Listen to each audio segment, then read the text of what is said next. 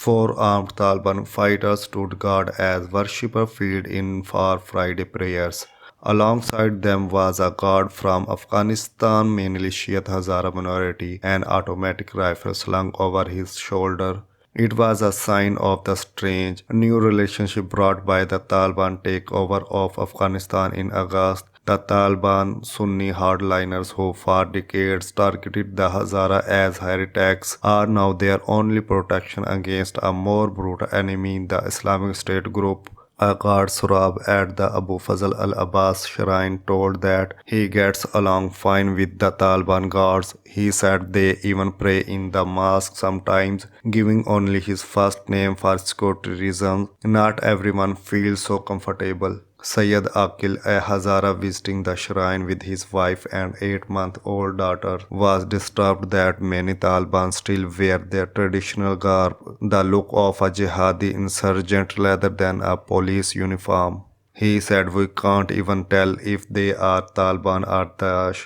Using the Arabic acronym for the Islamic State group, since seizing power, the Taliban have presented themselves as more moderate compared with their first rule in the 1990s when they voluntarily repressed the Hazaras and other ethnic groups. Quoting international recognition, they vowed to protect the Hazaras as a show of their acceptance of the country minorities. But many Hazaras still deeply distrust the insurgents turned ruler who are overwhelmingly ethnic Pashto and are convinced they will never accept them as equal in Afghanistan. Hazara community leaders say they have met repeatedly with Taliban leadership asking to take part in the government only to be shunned. Hazara complain individual fighters discriminate against them and fear it's only a matter of time before the Taliban revert to repression. A Hazara cleric Muhammad Jawad, who runs an organization helping the poor, said, "In comparison to their previous rule, the Taliban are a little better."